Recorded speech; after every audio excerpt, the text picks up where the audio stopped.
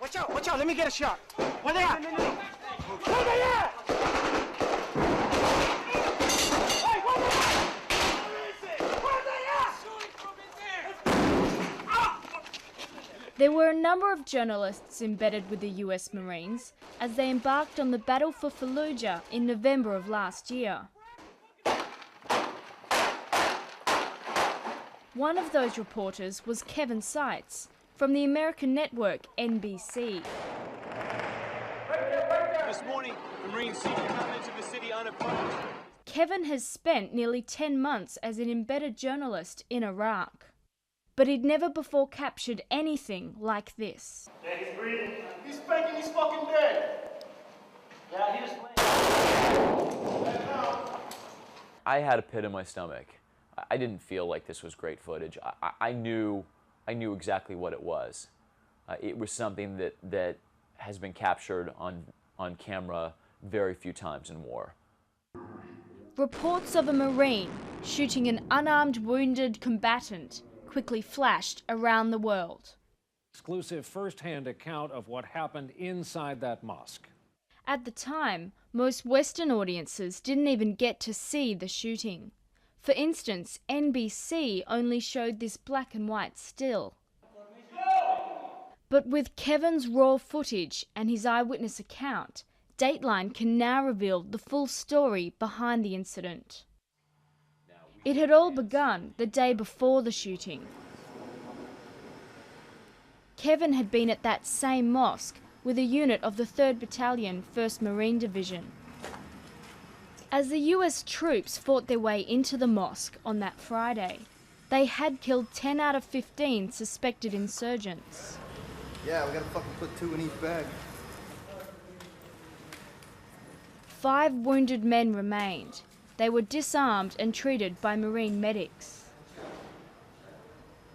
Their wounds didn't seem to be life-threatening.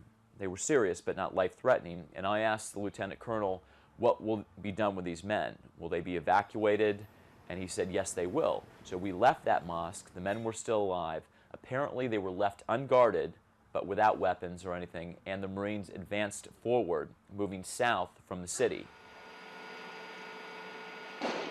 The next morning, on the Saturday, Kevin and the Marines returned to that mosque after reports of fresh fire from the area. When Kevin was still outside the mosque, he heard shooting. Yeah, they're on the far right. Coming around the back. We heard gunshots outside the mosque before we went in.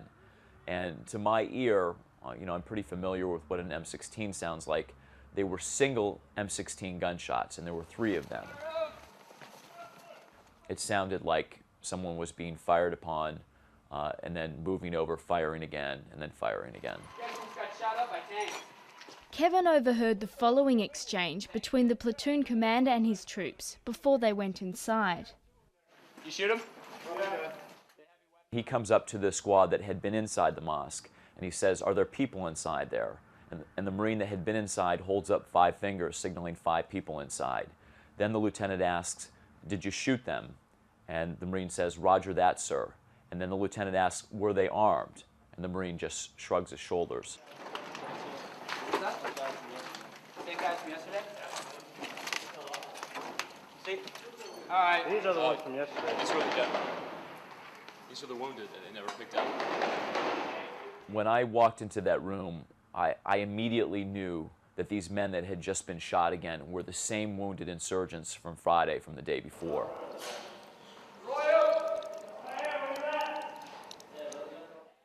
So apart from the shooting Kevin captured on camera, he believes these other unarmed wounded men were also shot that day.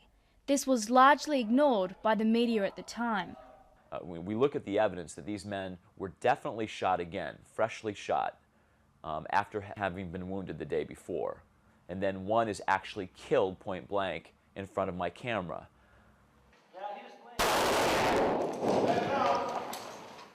After capturing that image, Kevin discovers that this man is still alive.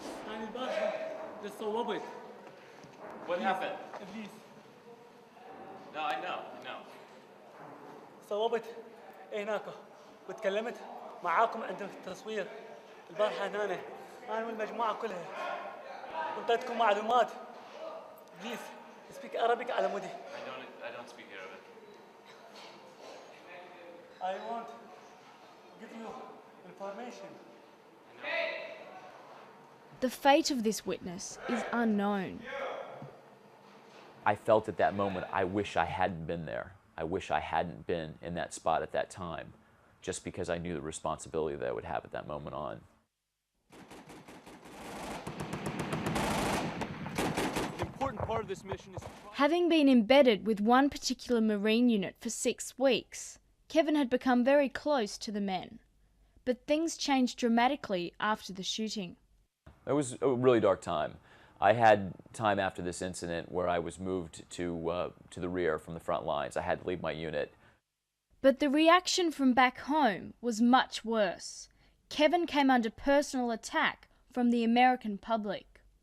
I spent my days poring over thousands of hate mails and death threats every day. They were calling me a traitor, liberal media scumbag, hope that the next piece of video we see out of Iraq is your severed head on your back, hope some Marine frags you over there, hope the insurgents kill you,